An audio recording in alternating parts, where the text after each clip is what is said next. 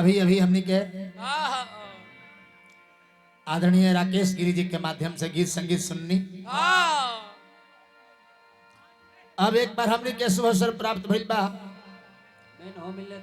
Hello तने है बक्सवा तने घुमा दी होने थोड़ा सा हल्का आवाज जो करावता। फिर से रवा सबके चरण में बार बार प्रणाम बा। गीत संगीत पर ध्यान दी यह अर्जी बा सावरिया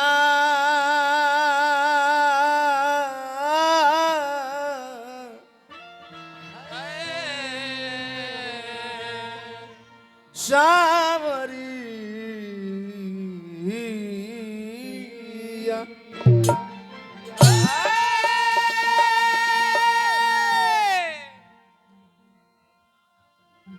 हर के हजार नाम राम चाहे राधे श्याम राधे श्याम ब्रह्मा या विष्णु चाहे भजिल महेश के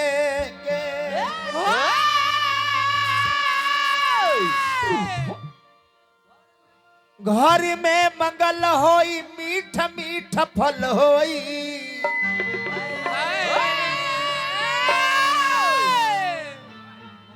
मन से चरण जे गोहरई गणेश के। ठीक बा ये मॉनिटरवा के साउंड कम कर दिया। रहे दो मॉनिटर हमिंग आवता मॉनिटर। 4 दिन का जिंदगी गुमान काहे कोरेला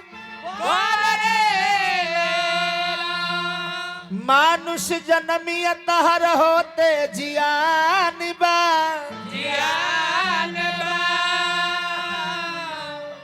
कहत मनोज इतिहास अब गवाह बाटे राम के कृपा से सारा चौलत जहान बा।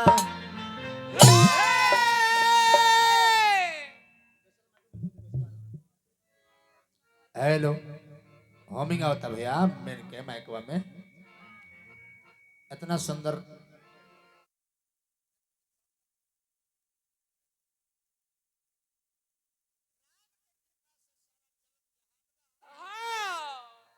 तो एगो छोटा सा भजन के भाव। हेलो हेलो अभी होनिंग बा अपन माइक को सब बंद कर लो तो बेस तनी मेन के कम करिया मेन के बेस कम करी ए बाबूआ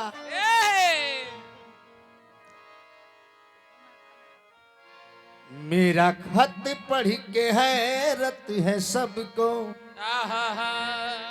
प्यार में हमने क्या लिख दिया है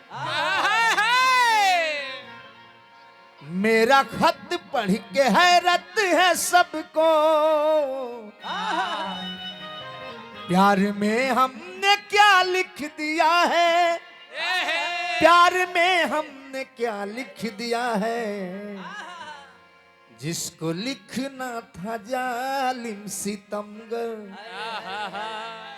जिसको लिखना था जालिम सितमगर उसको जाने वफा लिख दिया है पहले जन्म बुराई के होला प्रमाण भी देनी है सतयुग में पहले हिरण्यकशिपु के जन्म भइल तब बाद में प्रहलाद जी आईनी त्रेता में पहले रावण के जन्म भइल राम के अवतार बाद में भइल द्वापर में कंस के जन्म पहले भइल बाद में कृष्ण के अवतार भइल तो यहाँ के कहतनी कि जे सृष्टि के निर्माण भइल नु तो परमात्मा से भइल ओ बेरा बाउर ना रह ना ई भाई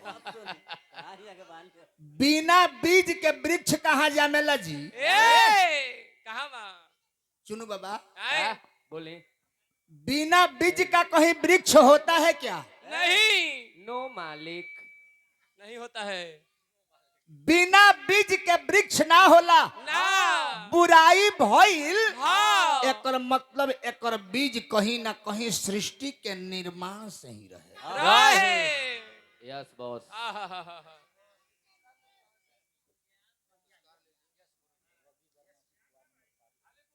रवि वर्मा वार्ड नंबर 7 से हमरा के पुरस्कार देनी हार्दिक अभिनंदन करब। हाँ। ए मालिक, ए। धरती के जब निर्माण बनल नु, हाँ। धरती के जब निर्माण भइल हाँ। तो एगो ऐसन बाउर आदमी रहे, ओकर नाम ना बताए, हाँ। उ चल देले रहे, सोचलस की धरती पर एक लात मारे तो धरती भस जाई। हाँ। एक लात मारे खातिर चल रहे। हाँ। जन्नी हाँ। एकर मतलब ई बा हाँ। कि धरती के ब्रह्मांड के निर्माण होखे से ही पहले बुराई रहे। रहे। अब बुराई हर युग में रहल बा। हाँ। आज वो बा बा। एक दूसरा के पूरक हो। हाँ। जननी हाँ। गिरी बाबा, पंडित जी अब हम बोले। का कहे रहो, चल विशेष कुछ ना कहब। हाँ। आदमी के हर आदमी के सोच अलग अलग बा, हाँ। बाकी हम प्रमाण देनी है चारों युग के। हाँ। ना बबुआ, हाँ जी। अब यहाँ के कटनी है चली। हाँ। कितना लोग देखी ये दुनिया में कोई प्रकार के काटे वाला लोग होला। हाँ। कुछ लोग बियाह काटवा होला, होला। कुछ लोग बात काटवा होला, होला। कुछ और कह देबो काट दी। काट दी। कुछ लोग बियाह काटवा होला, कुछ बात काटवा होला, हाँ। कुछ लोग हमने के यहाँ साटा काटवा भइल बा। हम साटा कर ले बनी 15,000 में, तो जाके कही कि हम 10,000 में गा दे, हमरा के दे दी। तब बियाह काटवा, बात काटवा, साटा काटवा, कोई तरह के लोग इस दुनिया में बा। बरले बा। यही में वो अगर है चोटी काटावा, ओही में एगो आई रहे चोटी काटावा, ओकरो पहले आई रहे बबुआ मुंह नोचावा। पुरस्कार है जन्नी की ना। हाँ। तो कुछ लोग के आदत होला बात काटे के। चली हमरवा बाबू साहब मिश्र जी की तरफ से बाबू साहेब मिश्र जी पुरस्कार देनी हार्दिक अभिनंदन करब। खुश रह खातिर भगवान से प्रार्थना करब। हाँ।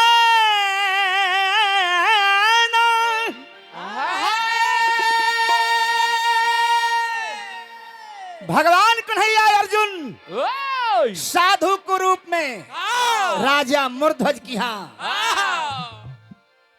रतनपुरा नगरी रहे। हाँ। रतनपुरा में मूर्धज राजा की रहे ऊंची अटारी। अटारी। खेलत कूदत बबुआ जैसे आ गईले फुलवारी। कहिया कहिया भैया। जब अश्वमेध जग के घोड़ा छूटल रहे, हाँ। चारों ओर से घोड़ा छूटल, हाँ। पहुंचल रतनपुरा में, हाँ। तो सुंदर घोड़ा देख के बबुआ के दिल निहाल भइल। भइल। ऐसन सुंदर घोड़ा कैसे हमरा राज में आ गइल। घोड़वा के पकड़ के जाके बांध देले रहे। हाँ। आ अर्जुन से लड़ाई को के अर्जुन के हरा देहलस। हाँ। जब अर्जुन के हरा देहलस नु, ए। उहे खिसी अर्जुन भगवान कन्हैया से पूछले कि ये मालिक, ए माली। महाभारत में बड़का बड़का वीर से हम ना हरनी, हाँ। आ एगो 9 साल के लड़का हमरा के काहे हरा देहलस। काहे? का शक्ति बा ओकरा में। ए। और सबसे बड़का भक्त हम हई। हई। तो अर्जुन कहले, भगवान कन्हैया कहने कि ना अर्जुन, ना। ई तहार भूल बा। हाँ। तोहरो से बड़का भक्त ये धरती पर हमार बाड़े। बारे। उहे दिखावे खातिर हाँ। साधु भेष धारण करके हाँ। राजा मूर्धज के दरबार में हाँ। साधु लोग पहुंचल बा। ए। आदर स्वागत भइल। भाई। राजा आके पांव पकड़ले, सिंहासन पर बैठौले। हाँ। कहले कि बाबा ए। कहल जाए आदेश। आदेश। तो साधु लोग कहल कि ए बबुआ, करावे के परी हो।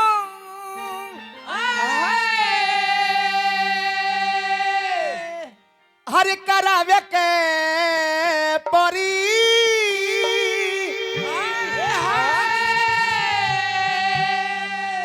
भूखिया लागल रे बाटे भोजन, करावे के परी भूखिया।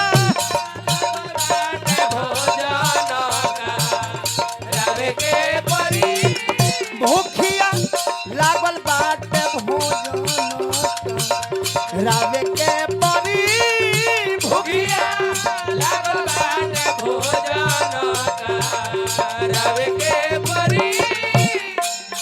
राजा कहले कि मालिक मंगबो कोई तब भोजन मंगनी। साधु लोग कहल कि ए राजा हई देखो तेरा संगवा हमनी के बा ई तो खाला नाही घास बघवा खाला खाली मांस। ई तो खाला नाही घास बघवा खाला खाली मांस। एकरा खातिर तहारा मासा वाली आवे के परी।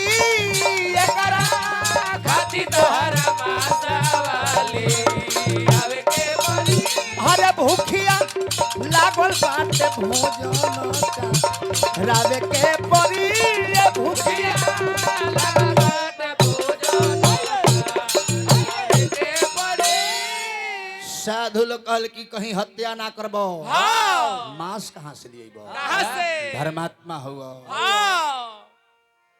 प्रस्ताव रख लो। हाँ। तहार 9 साल के बालक बा और लड़का पर तहार अधिकार बा। हे राजा वो लड़का के मांस हमर बाग खाई। कहले कि मालिक वो लड़का पर जितना हमार अधिकार बा उतने ओकरा माई के अधिकार बा। तनी हम अपना पत्नी से पूछ ली। पत्नी से पूछे गईले। पत्नी से कहले कि महारानी हे रानी बचन हार चुकल बानी साथ देबू कि नहीं बताओ।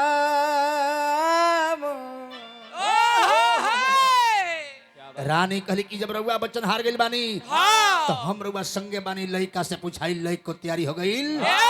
आज जब तीनों मूर्ति साधु लोग के सम्मुख गइले तो साधु लोग एगो औरी शर्त राख दिहल। कहल कि ए राजा मूर्धज तहरा लइका के मांस हमार बाघ खाई। लेकिन ये लइका के हत्या कोनो जल्लाद ना करी। ना। एक तरफ रानी एक तरफ राजा लइका के बीच में बैठा दिहल जाई। राजा रानी अपना हाथे आरी चलई है और लइका के दाहिना अंग के मांस हमार बाघ खाई। दूसर का शर्त केहू के आंख से आंसू ना गिरे के चाहिए। ना। शर्त मंजूर हो गई। आरी मंगवावल गई। लइका ताम्रध्वज दौड़ के माई के आचरा पकड़ लेलस। अब माई से रो रो के कहे लागल कि ए माई अरे सुन मैया हमार अरे सुन मैया हमार अरे बाबूजी के इज्जतिया ये मैया राख ली हो। गिरे नहीं असुआ के धार। अरे कुल के इज्जतिया बचाय ली हो। लई करू बेजार अरे अब बुआ रो बेजार हरे माई के अचरवा धई के रोवे लागल।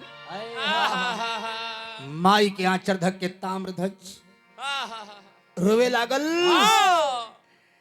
अब माई मूर्धज के मेहरारू कहली कि मालिक हम आगे रहब तो लइका के मुख पर मुड़ी पर आरा ना चली। ना। रानी पीछे बैठ गईली। राजा आगे बैठ गईले। ओ घड़ी राजतंत्र रहे। राजा बुझे सोई न्याय। राजा कहे तो सब प्रजा के माने के पड़े। प्रजा लो भीतरे में बुदबुदाव की राजा पगला गइल बड़े। एगो वंश और वो साधु लोग के कहला पर आज हत्या करे जा रहल बड़े। लेकिन राजा बुझे सोई न्याय। बबुआ के मुड़िया पर यारा घिचाए लागल बबुआ के मुड़िया पर आरा घिचाए लागल हर बबुआ के मुड़िया पर आरा घिचाए लागल धीरे धीरे बबुआ के बाया अखिया लोराए लागल धीरे धीरे बबुआ के बाया अखिया लोराए लागल लड़का के बाया आंख से आंसू गिरल साधु कहा कि रुक जाओ खबरदार लड़का के बाया आंख से आंसू गिर गई और भी मांस बाघ हमार ना खाई आवाज आई पूछल जाए आखिर लड़का के बाया आंख से आंसू काहे गिरल जब शरीर में कष्ट होला तो दोनों आंख से आंसू गिरेला दाहिना से काहे नहीं गिरता बाया से काहे गिरता बाया बोलस कि यही से आंसू गिरता कि दाहिना अंग कौन ऐसा पुण्य के काम कैले बा जौना के मांस बाघ भी खाए पर राजी बा बाया हम एक संगे पोसाइल बानी हम कौन इतना खराब कर्म कैले बानी कि हमार मांस बाघ भी नहीं खात यही से है साधु लोग बाया आंख से आंसू लड़का के बीचे बीचे फाड़ के आधा अंग के कफन में लपेट के घर में सुता दिहल गई आधा अंग के रानी मांस बनौली भोजन बनौली साधु लोग के परोस दिहल गई बाघ के मांस दे दिहल गई साधु लोग कहल की राजा तू लोग संगे बैठ जा तू लोग संगे बैठ के भोजन करो जेकरा एगो संतान बा उहो संतान के जी अपना हाथ हत्या कैले बा ओकरा भोजन निमन लागी लेकिन साधु लोग के कथना अनुसार राजा बैठ गईले महारानी बैठ गईली भोजन काढ़ के भोजन होखे लागल आधा भोजन कली हल्लो तो साधु लोग कहल की राजा पानी पानी चलावा राजा राजा सोचले कि उठ के पनिया चलाई कहल के खबरदार पांत में से उठ जाइबा भोजन झूठा हो जाए तो तहार झूठ भोजन हमनी के करब ना राजा बुलावा केहू के पानी चलावे खातिर राजा के आंख से आंसू गिरे लागल राजा कहले कि हे महात्मा सभे एगो संतान ओहू संतान के हम मार के आधा अंग कफन में लपेट के अपना घर में रख ले बानी आधा अंग के मांस बना के रौरा बाघ के दे देनी अब कवना लड़का के बुलाई की पानी चलाओ कवना लड़का के बुलाई मालिक साधु लोग कहल कि राजा अपना बेटा के बुलावो तो राजा बुलावले कहले कि बेटा ताम्रध्वज बेटा ताम्रध्वज मेरे राजा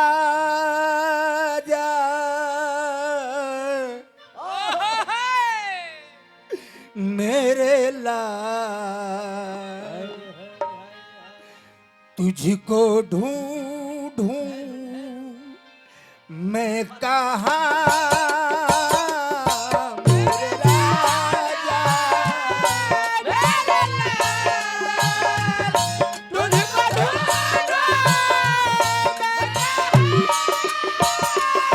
मेरे राजा मेरे लाल तुझको ढूंढूं मैं कहाँ मेरे राजा तुझको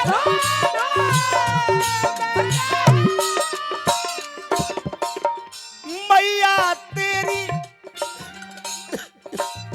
तुझको पुकारी कहाँ गई हो लाल हमको बिसारी कहाँ गई हो लाल हमको बिसारी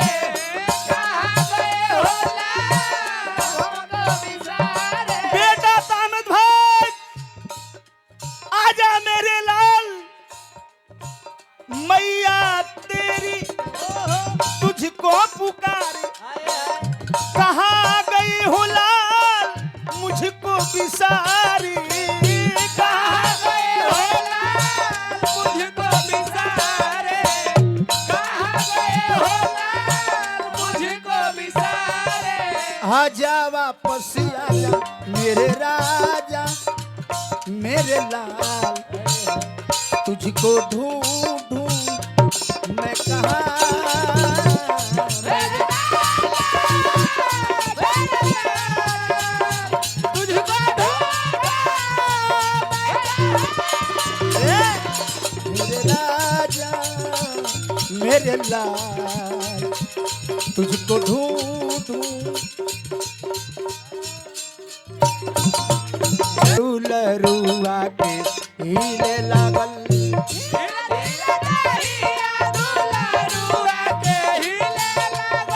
पिता की बात सुन के एगो अंग बाया अंग कफन में लपेटल बा। धीरे धीरे देहिया दुलरुआ के हिले लागल। धीरे धीरे देहिया दुलरुआ के हिले लागल। उठ के हो गईले तैयार है, उठ के हो गईले तैयार है, उठ के हो गईले तैयार है, उठ के हो गईले तैयार है। सभावा में आके बबुआ पनिया चलावे लगले।